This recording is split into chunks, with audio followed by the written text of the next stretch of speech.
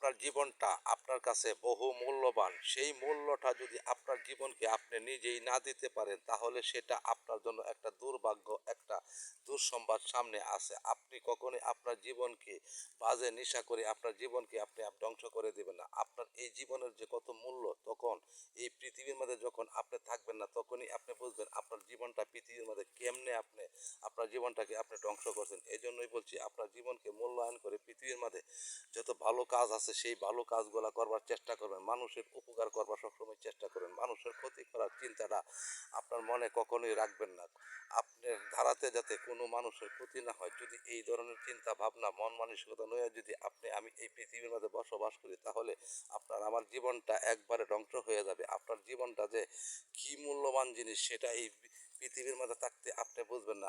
আমি যখন পৃথিবী ছেড়ে চলে যাব, তখনই আপনার এই জীবনের যে প্রত্যেকটি হিসাব আল্লাহ রব্বুল আলামিনের কাছে দিতে হবে। তখনই আমাদের ভিতরে একটা চিন্তা আইব, আমরা কি করলাম পৃথিবীর মধ্যে, আমরা জীবনটাকে আমরা নিজেরাই নষ্ট করছি। এই জন্যই বলছি, আপনার জীবনকে আপনি সাজান, সুন্দর করে সাজাইবেন। আপনার জীবন আপনি সুন্দর করে সাজানোর দায়িত্ব সেটা আপনার নিজেরই নিতে হবে। আপনি কখনই অন্যের ক্ষতি করবার চেষ্টা করবেন না।